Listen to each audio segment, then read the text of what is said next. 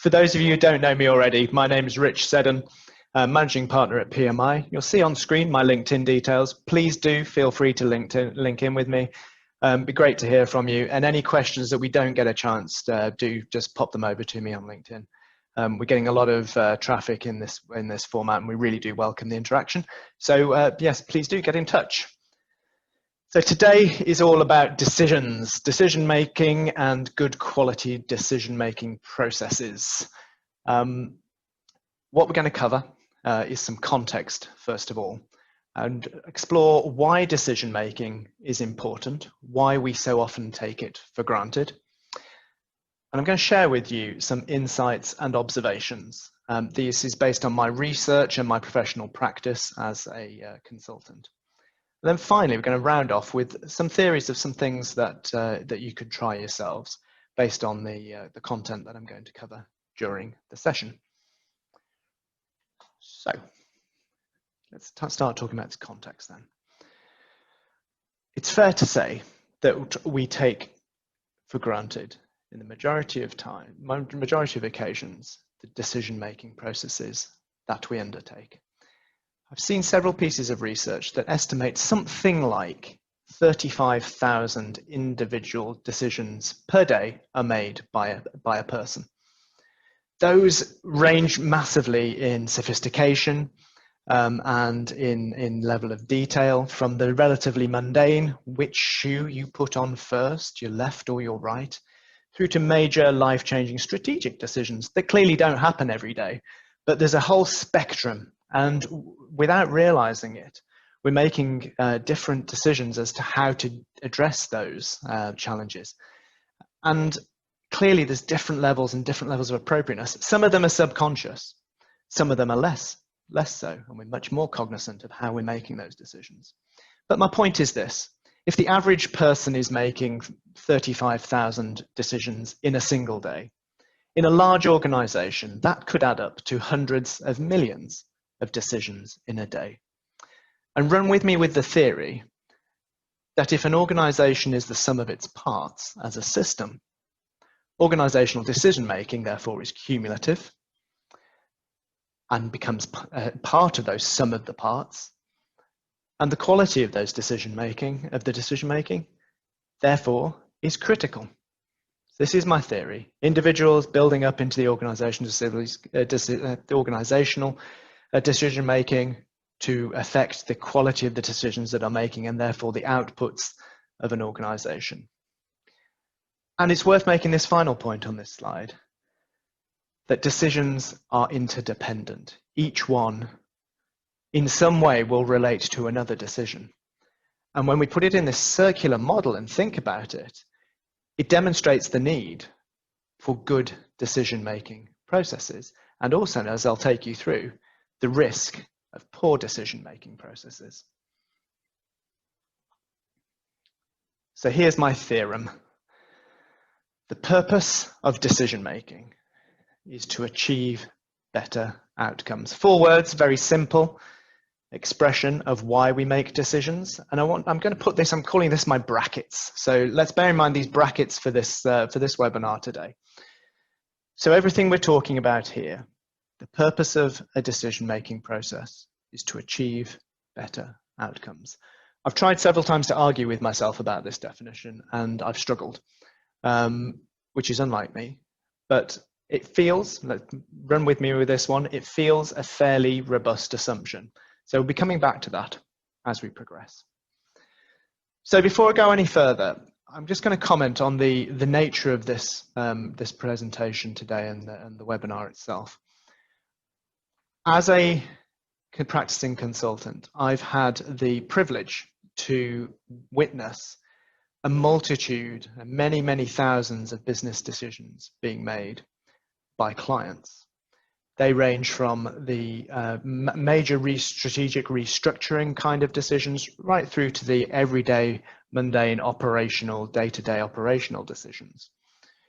And as a third party, I'm in the privileged situation to observe the behaviors, observe the processes, and observe the spoken and unspoken factors at play. And that's what today is based on. So as the theories I'll be taking you through is my research, my observation. It's not intended to be a complete de facto guide. It is just some observations from my practice that brings together some trends that I've noticed and some behaviors, and also what can you usefully do to make better decisions. So on that note, I'm going to kick off with a poll. I'd like to hear from you to understand how you rate the quality of strategic decisions in your organization. It's not the operational ones, the strategic decisions in your organization. And we're ranking those from very poor through to very good. So hopefully Des is going to put that on screen now, and you should be able to see the poll. There we go, Rich. So for those of you that are watching online and joining in online, you'll see this. For those live streaming, I'm afraid you won't see the polls, but we will talk you through the results as we go. Okay, so the question's now released. I can see you're all firing into the to answering. So thinking, to just reiterate this for those joining us on LinkedIn, etc. Very poor, poor, neutral, good, and very good are the options. So we can currently see we've got a large... Quite interesting, Rich. Almost 50% so far have said their decision, the quality of their strategic decision making is good or very good. So that's interesting. We have a smaller percentage, around about 2 to 3% of the population say it's very poor, 13% poor. So about 15% saying it's poor.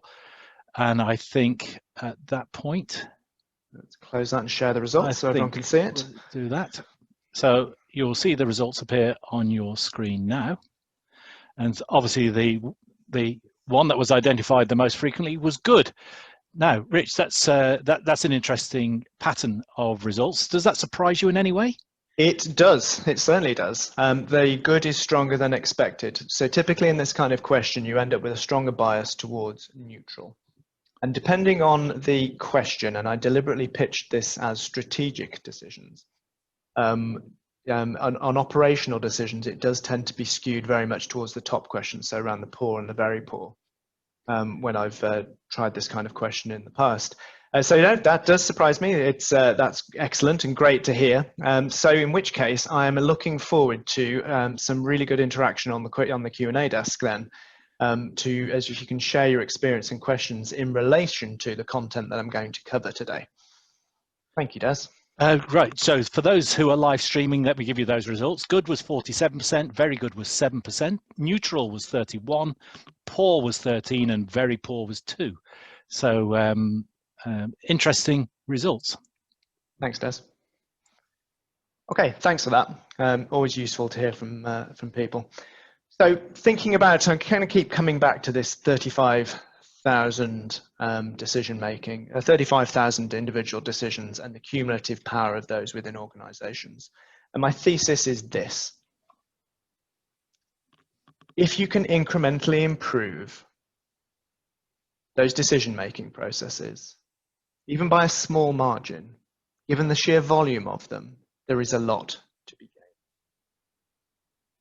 So let's think about that. Here's some examples, some well-known examples, and many of them are very famous. Now, one of the things I should have said earlier on, in fact, I'll come back to that in a moment, but let's talk about the examples. So, good examples and bad examples, examples of bad decisions, I should say. I have to say, what gets better press because it makes better stories are poor examples of poor decisions. And the old adage that success has many fathers is absolutely true. So just think about some examples of poor decision making. One I'm particularly interested in is Nokia, for example. Throughout the late 90s, they developed into by far and away the world's largest mobile phone operator, and I am just talking about the mobile phone element of the business. Now, the decision Nokia made, one of the key decisions Nokia, to focus on battery life over usability of the device, led them to avoid touchscreens for a very long time. Meanwhile, unbeknownst to them, competition Apple and Samsung were working on a whole new concept of mobile device. They made that decision based on what they believed was accurate data that customers wanted their mobile phone to last all day long. And that by far and away was the driving force behind that. That's interesting because these were very bright people, industry leaders, some of the brightest people in the industry you could possibly imagine. Yet they managed to make a decision that was so flawed it cost them the company. Then you've got very famous examples like Blockbuster being offered the opportunity to purchase Netflix in its early days and turning down that opportunity, blinded by the fact that they had an existing business model, an existing store estate that did a certain thing, and they couldn't see that possibility. And jumping over to the other side, historic success that built Boeing post-war to bet the farm, as the decision's always described, bet the farm on the Boeing 707, which indirectly, that aircraft changed the world because it enabled Boeing to fund the development of the 747, which transformed tourism all over the world and travel to the human race. That was a decision at the time to enter a market segment they weren't in. They were a military operator, and they entered commercial airliners through a decision to bet the entire company on one product. And then there's other examples like Starbucks here. So defying the conventional wisdom at the time, when Starbucks first started to grow into a national chain, the very idea that the American public would pay for a $3 cup of coffee, which was 3 times the average market price at the time, defied conventional wisdom and certainly economic theory. So how was that decision made? And the examples go on and on and on. Apple's always an interesting one. Examples of some truly terrible decision making with disastrous results, and some of the best human race has ever known in the corporate world. So I'll keep coming back to these. And the final example I just wanted to mention here was Kodak. So very famously, Kodak had the original patent and original designs for the digital camera technology. And again, similar story to Blockbuster, chose not to pursue it. In fact, they actively suppressed it as a technological development for fear it would impact on their physical film business. Now, with all of these things, and I'm going to say this several times throughout this presentation, it's really easy to say, because my belief is the most powerfully and most often used tool in decision making is hindsight. So we can look back at these decisions and sometimes laugh about them and suggest they were flawed and they must have been crazy. But the fact is they weren't, and there was interesting interplay around, and that's what my observations are based on. So let's press on then into some of these observations.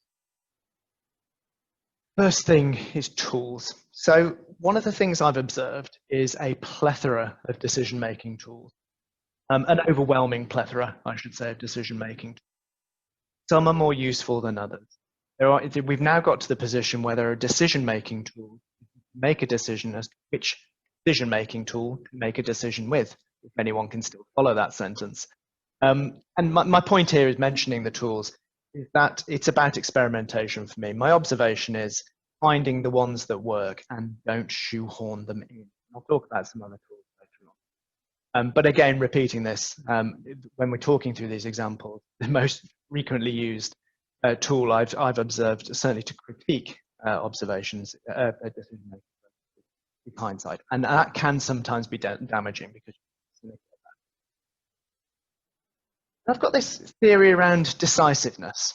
Having worked with a wide range of management cultures and management teams and leadership teams, I have observed that there's this concept of decisiveness delusion, and that is where someone confuses decisiveness with good quality decision making.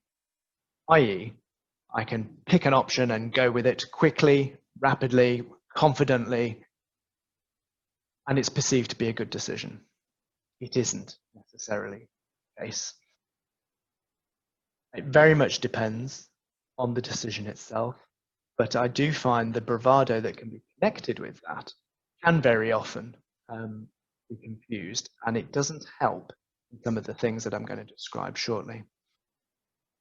And then the final point on this slide is groupthink. Many of the examples I just talked through are examples where groupthink, so unconscious group bias, has had a role to play in the decision making. And that's, you can describe it with all kinds of analogies. You'll see me doing that a fair amount in this presentation. For those of you who can see my camera stream, it's a blinkered decision where a group collectively knows what it knows and therefore has a certain view of the world.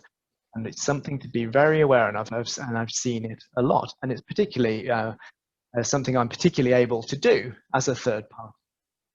Yes, I can see it.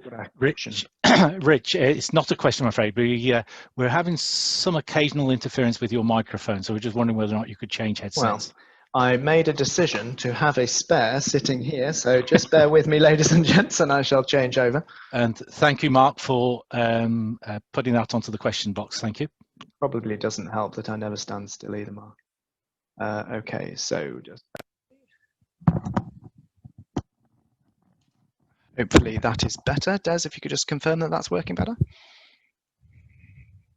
That sounds absolutely fantastic to me, Rich. Okay. We'll carry on listening. Hurrah.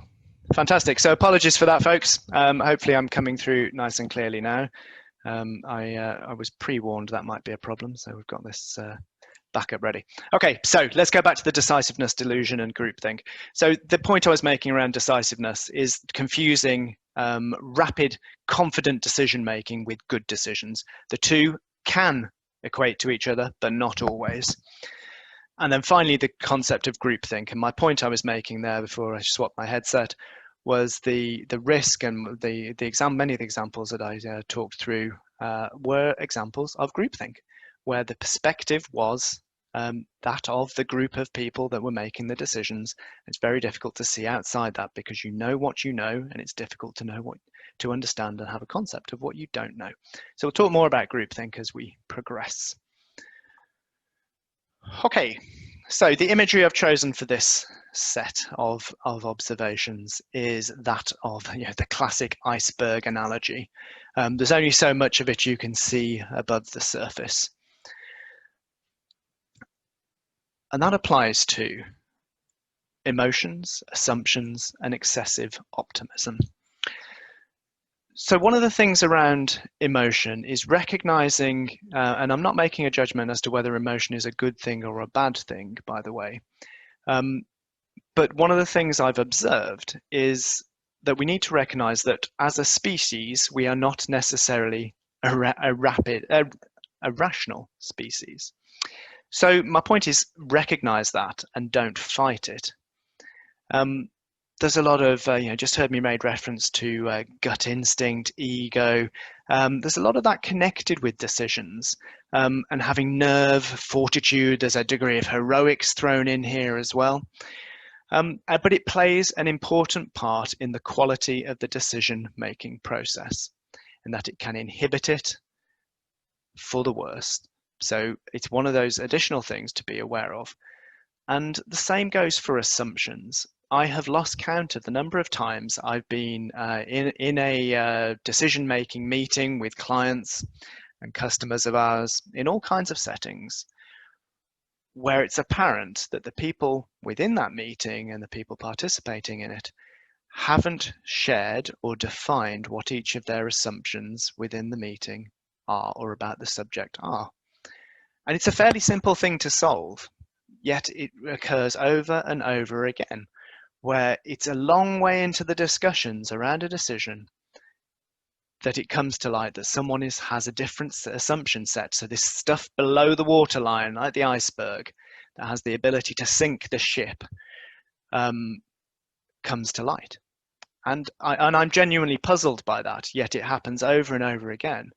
And the reluctance, I'm never sure why there's the reluctance to spend the time, but I guess it's around assuming what other people know as well, ironically. And then finally, we're an optimistic species. we have to be. If you weren't, as we're seeing in the current situation that humanity finds itself in, if we weren't an optimistic species, we wouldn't function as well as we do. However, there is a habit of excessive optimism and the hope that a decision will work out the way we want it to work out. And that can be damaging to the decision-making quality itself. So those are some of my key observations. And we'd just like to move on to another poll now, which is related to those things I've just described. So I'm interested in which factor is the most common basis for decision making in your organization. And I've picked 5 categories here. Got gut instinct, data, experience, politics, or cost. These are not exclusive. There will be other ones, clearly. But of the ones that are on screen, if Des, if you could put that up on screen now, and let us know.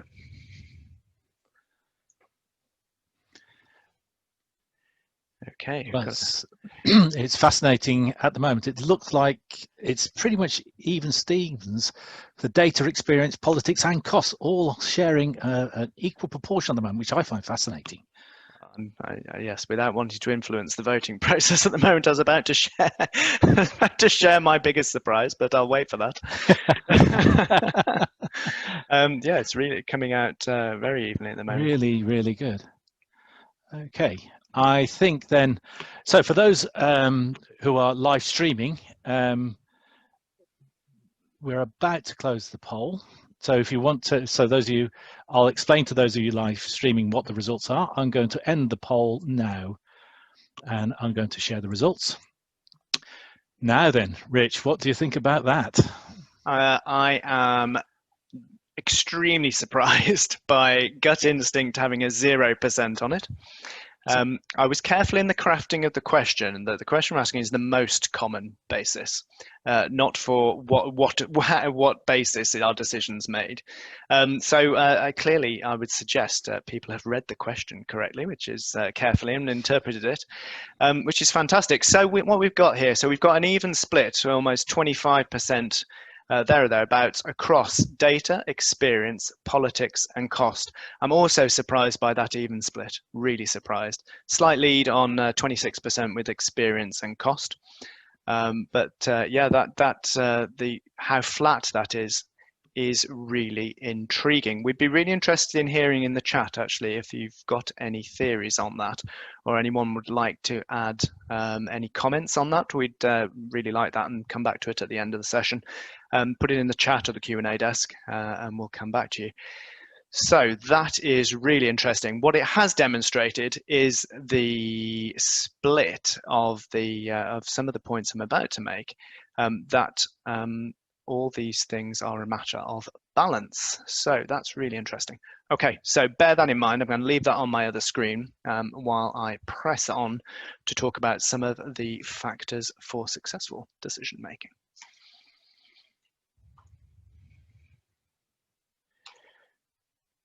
Okay, so many of you will have heard the W. Edwards Deming quote, "In God we trust, all others bring data," or data.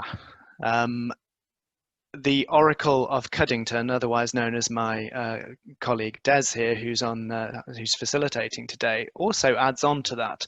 All others bring correctly analyzed data, which I agree wholeheartedly with. However, data in isolation is only part of the story. Data plus dialogue is what we're looking for. And what do I mean by dialogue? I mean all the things around it, including analysis, understanding, interpretation, other data sources, discussions, challenging views. Making decisions purely based on data and data alone is a potentially very dangerous thing to do. So it must be confirmed. Sometimes we lose sight of that, and there's been a particular trend I've observed in clients where, rightly so, management teams are very keen for their workforces to make better decisions based on data. Fantastic. But you have to combine that with a deep level of understanding and discussion around the data and all the issues that affect that decision. And what are we trying to do here? We're doing that, taking the data and the dialogue in order to build wisdom. And wisdom is around wisdom of the process in order to make wise and informed decisions about how to proceed. And remember my original point in the brackets about better outcomes. Well, that's what the wisdom's about. Having the wisdom, developing the wisdom, because it's not a gift. It doesn't come from magic sources.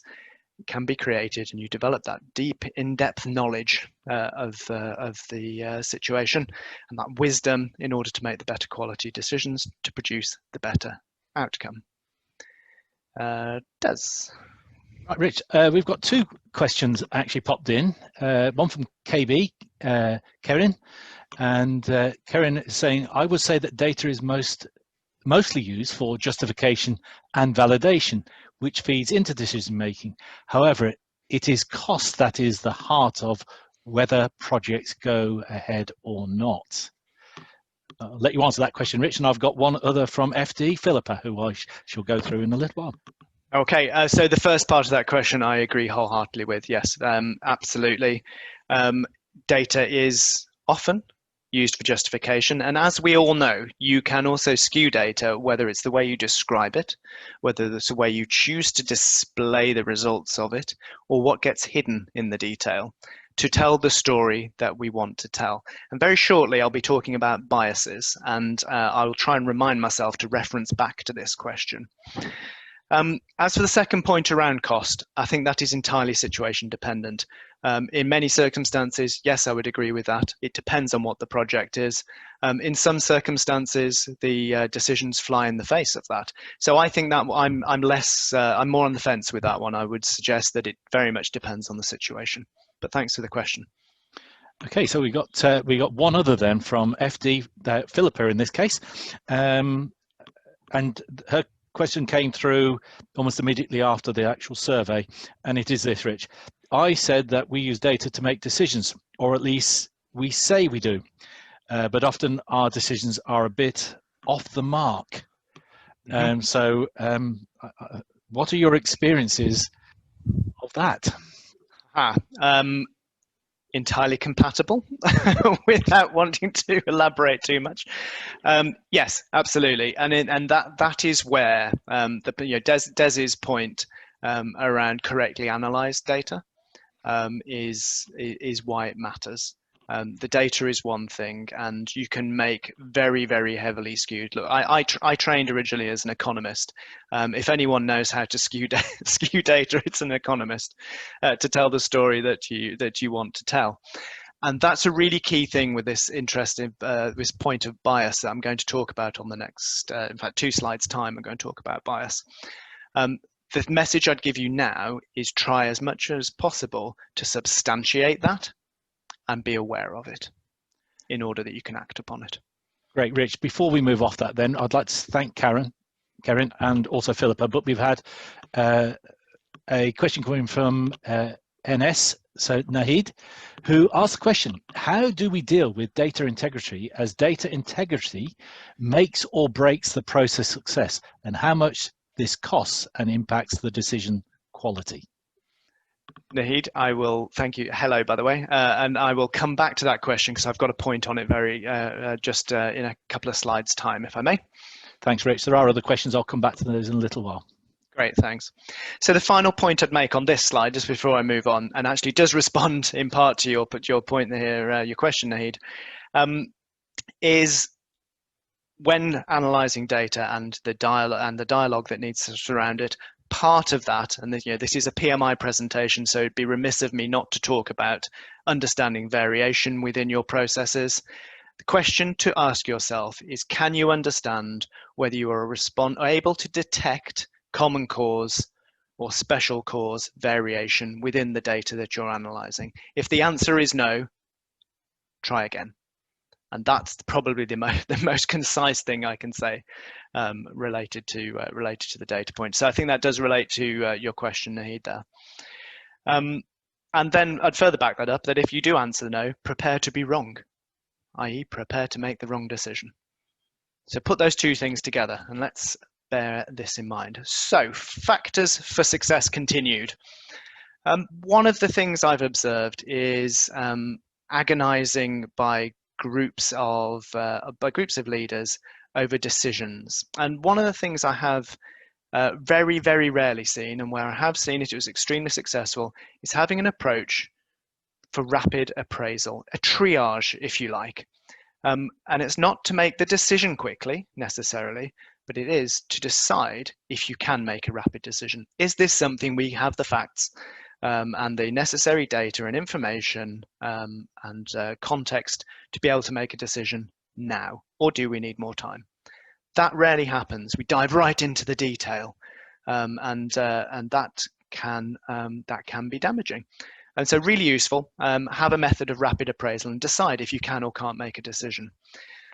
In the course of my research, I came across a piece of interesting data, which is from Northcott Parkinson's. It's a 1958 book, his book, The Pursuit of Progress. And basically what he was covering there, one of the chapters deals with some research that he did about collective decision making within boards of companies. And the famous example he talks through here is the board making 3 decisions in a meeting: a multi-million-pound investment in a power plant, a decision on the bike shed, the color to paint the bike shed, and a decision on the coffee machine for the staff. So having analysed this meeting, the decision to proceed with the major capex plan for the power plant was made in 2.5 minutes. The next agenda item, the bike shed, total cost £350 at the time, took a 45-minute discussion to arrive at a decision.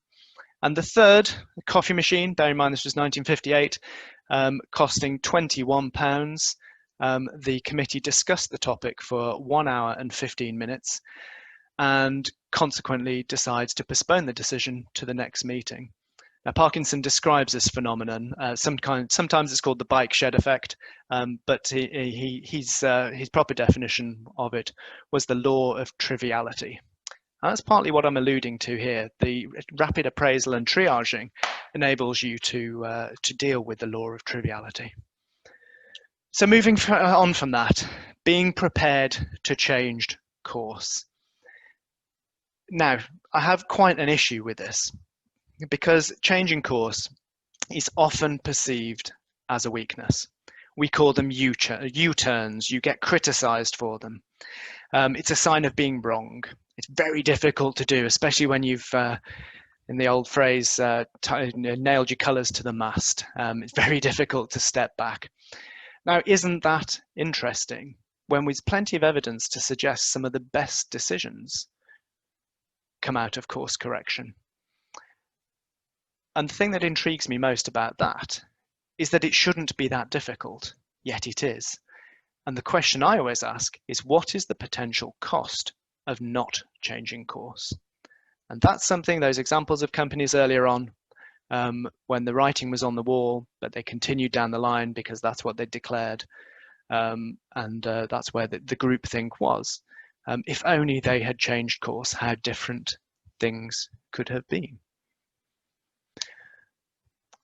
Plus got this theory around dealing with distractions. Now I'm going to give you a very personal and poignant example here with distractions. So rewinding back into earlier this year, January, February, our business, Process Management International, PMI, we were by and large a face-to-face consulting and training operation.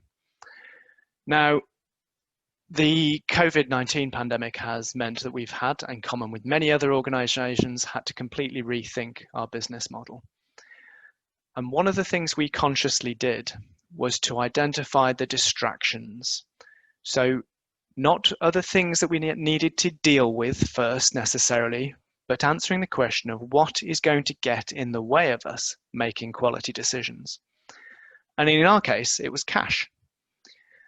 So we made the decision that we needed to deal with cash early on, not just because it was a necessity, but because to have cash flow distractions and cash flow issues when dealing with a pandemic would have been distracting for us and could have resulted in us making some very poor decisions.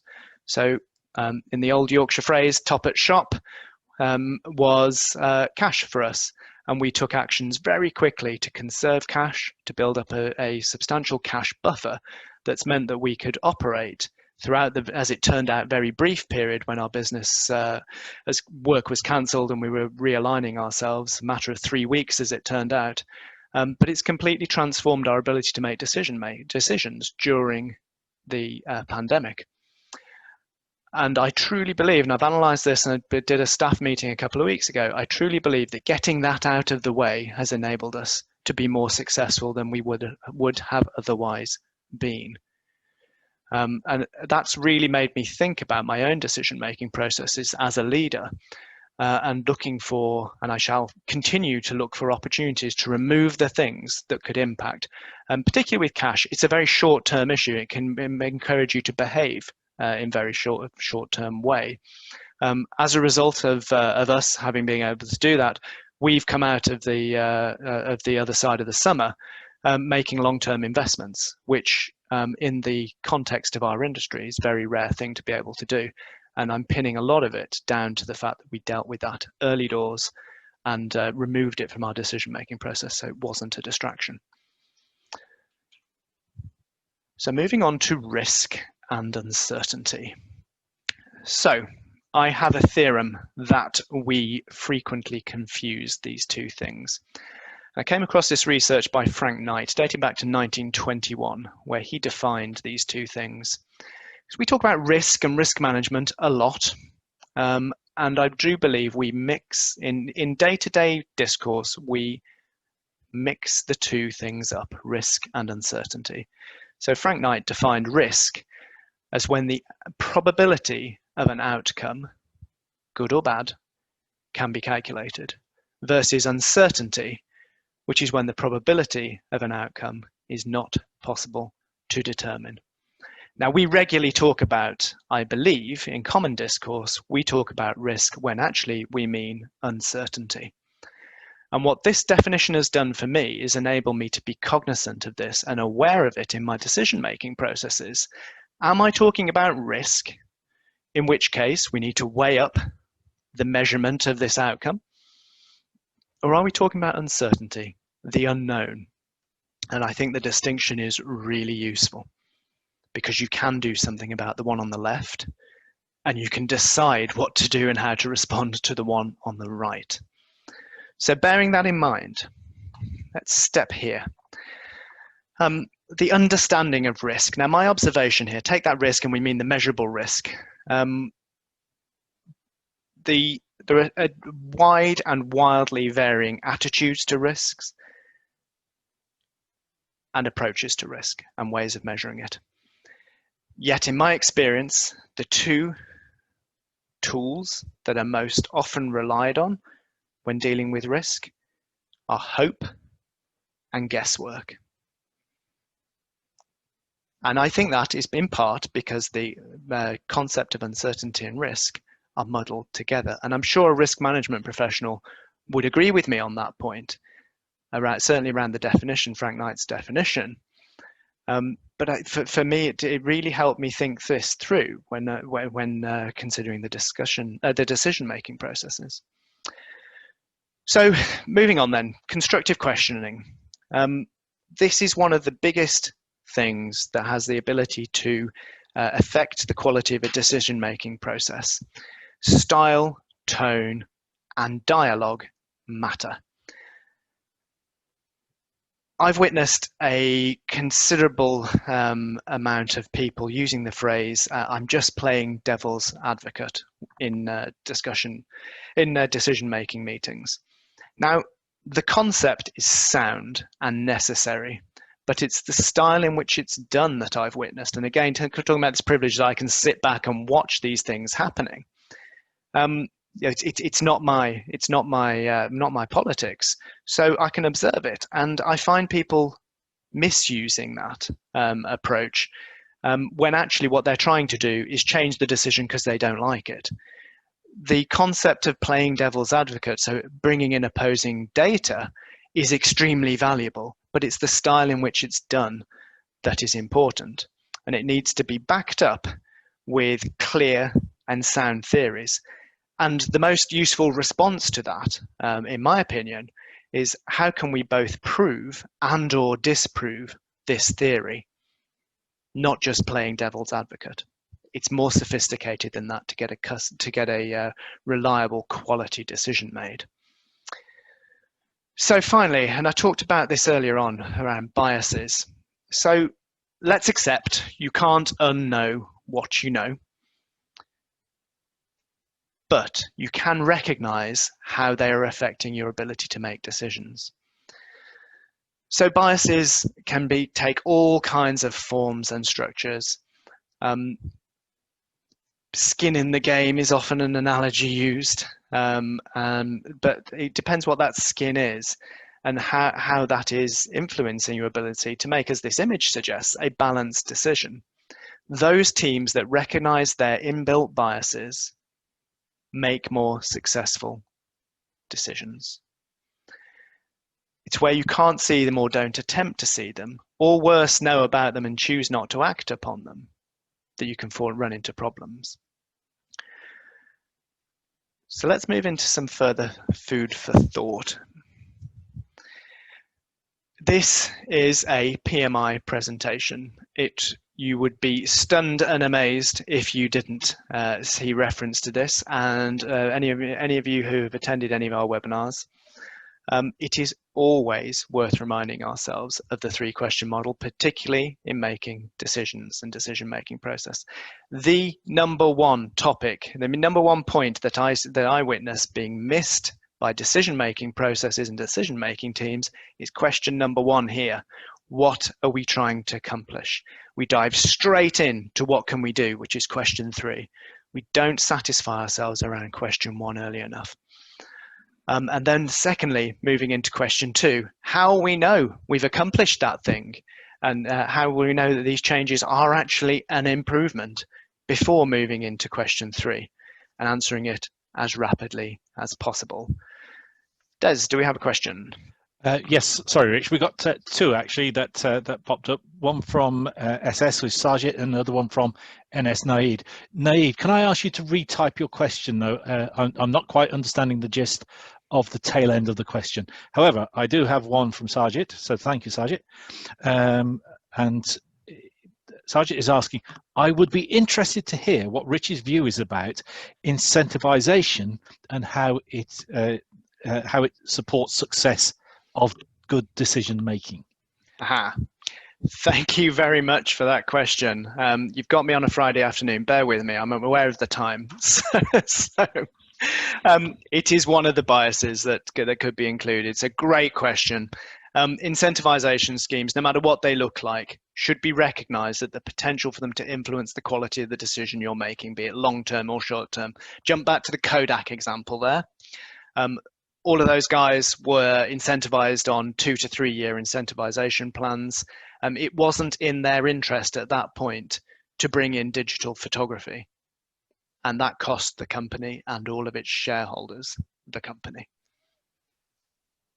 It took several more CEOs before that came, and it wasn't until 2011 that Kodak was reduced to a patent business and patent and technology business.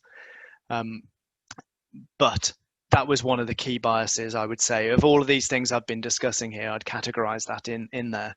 And being aware of that and being able to, that's why I put down here the point, identify and address it. If you can identify that the incentives within a team, incentivization within a team, be they monetary or otherwise, could be having an impact on the quality of decision, where it's worth understanding and challenging it. Brilliant. Thanks, Rich. Thank you, Sajid, for the question. Pleasure. So, bearing in mind these 3 question models, the PDSA cycle will stand you in good stead here. Why? For the very reason that it's a scientific method for enabling safe experimentation and learning. Now, if only the likes of Kodak or Blockbuster had been able to work out how to PDSA, their future could have been very different. Those decisions were considered a do or die decisions, and they need not have been. By using the Plan, Do, Study Act, where you can safely experiment, learn from the experiment of those results, and quickly act upon them, is critical in implementing successful decisions. So how do you move forward then with this stuff? 3 points I'd make here: align, define, deploy. So this is for you to try when considering your own decision-making processes. Alignment is where you consider with your colleagues and discuss and attempt to get alignment on what has been successful and unsuccessful in your own decision-making processes. Often when this exercise is carried out, you find people aren't even aware they have a decision-making process, as it were. But all things boil down to some form of process, whether it's formal or not. And I'm not talking necessarily about something that's fully written up and repeatable, etc., and measurable. But trying to get alignment about the things that have worked and using the PDSA psychology, capturing that to define it so that next time you make a decision, you're going to try these things out, be that a different data set, a different source of data, different team construction, to capture it.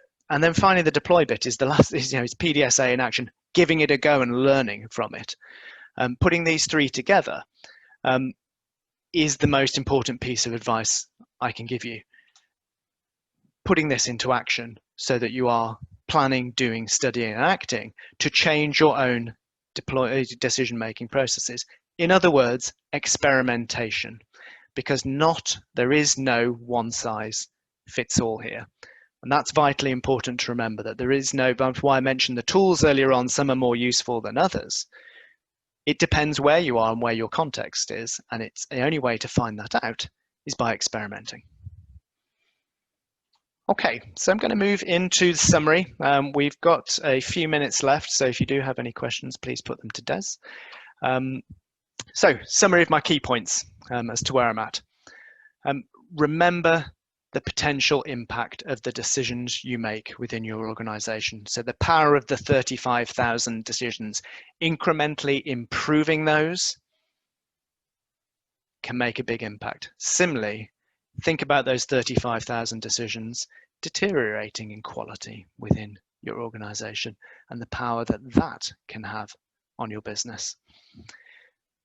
Coming back to that definition of Frank Knight's, distinguishing between risk and uncertainty. Risk being the outcomes that it's possible to theorize and measure against, the uncertainty less so. And rather tongue-in-cheek, I've put this point here: leave the cape at the door. The superhero heroics. It makes for poor decision-making in the long run, and that's part of the psychology of the decision-making process. But do try and leave the cape at the door when making decisions, and that's directly connected to biases, because your hero complexes can be very heavily linked to biases. So biases come in all shapes and sizes. The key advice I would give you is to attempt to recognize them before acting on them, and recognizing that they might exist, and recognition is the first step. Yeah, I'd really encourage you to do that. And then finally, and you'd be very disappointed if I didn't say this, finally, being really clear on what you're trying to accomplish before embarking upon the decision-making process. Okay, so before I move into the summary, Des, can I just check if we've got any more questions that I haven't seen on the Q&A desk? Right, there are two questions. One from Nahid, who's come back. And I think what Nahid is exploring here is how variability and ambiguity in a strategic process can affect both the cost and the quality of any decision making. I wonder if you have a view about that, Rich. Yeah, it's the wisdom point. Absolutely, it's the wisdom point. In order to build up wisdom around and wisdom in order to make good quality decisions, all of those factors you've just described in that question come into play. It's about understanding the process by which you are reporting and discussing and making a decision on. That includes your data, where the data's come from, how it's collected, how it's analyzed, by what means, by which process does it relate to, in order to understand that. And I'm meaning data in the empirical form and non-empirical form as well. Okay, Rich, so there are a couple of other questions. I'm not too sure we're going to have time to cover all of these, but Ole Linka, OF, can you apply PDSA on the spot situations? How does this work, she asks? Yes, it's about scale on the spot. Start small, start small, start small. Yes, I've yet to find anywhere, and this is interesting. I didn't mention looking for confirming and disconfirming information, evidence in too much detail, but it's that's what it's about. Yeah, absolutely. Start small, apply it on the spot. It applies in all situations, big and small. Okay, there are a list of other questions, Rich, but I think I've got time for one more. And this comes from Jerry regarding the conversation about the quality of decisions. And what Jerry is saying is, given that you have stressed how important it is that the quality of decisions should be measured, I think that's something you've said. Do you know which organizations or any organizations that do it well that he could see? Aha. Hardly any, Jerry, is the answer to that question. The measurement of the actual decision-making process sometimes is done as one-off studies. How right did we get it? How on budget were we? How accurate was the forecast? Or how brilliant were we that we ignored the forecast and exceeded it? Could be translated as how wrong the forecast was. Reliably, very little. And there's all kinds of reasons for that. Yeah, there's in my research and my studies, I've found very little evidence of really good practice in being able to measure the effectiveness of decisions. Partly because that point I mentioned earlier on, success has many failures. Success has many fathers, failure less so.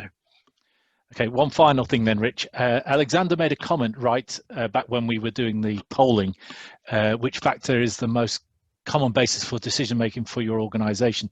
And Alexander posted the question, what about safety? Isn't it an important aspect of decision making? I think he was probably surprised it wasn't in the poll. Yes, absolutely. And I think that I mentioned it was a non-exclusive list. I'd obviously endorse that entirely, but yeah, it's most definitely a non-exclusive list, and there was a raft of other things in there. But yeah, it depends on the setting, I have to say. But certainly, safety should never be a given. Okay, thank you, Rich. Thanks, Des. So a couple of other things we'd just like to mention before we close out, folks. Many of you who attended webinars in the past will have received an email this week. For webinar attendees only, we're offering the offer you can see on screen, which is when you book any of our public Lean and Six Sigma, Lean, Six Sigma, Green and Black Belt courses. Because we're delivering them all virtually, we are providing you with the very latest iPad, which launched on Thursday. Thanks, Apple, for changing all of our publicity at such short notice. And then once the course is completed, it's yours to keep. We will send you details of that out with the recording email later in the week. And then finally, I mentioned at the outset, October's schedule is now available on this site. Please do visit and register. Got a great schedule, as well as a couple of the most frequently requested webinars rerunning, an opportunity if you missed them first time round. Got some great new ones in there as well. So on behalf of Des and myself, we'd like to thank you very much for joining us and wish you all a safe and relaxing weekend. Thanks very much. Thank you, Rich. And just a final reminder to everybody, please look out for the Voice of the Customer survey. You'll receive it Monday morning from us, and we'll be very grateful for any feedback. And if you could also let us know, are there any particular subjects you'd like us to cover on our PMI Friday webinar sessions?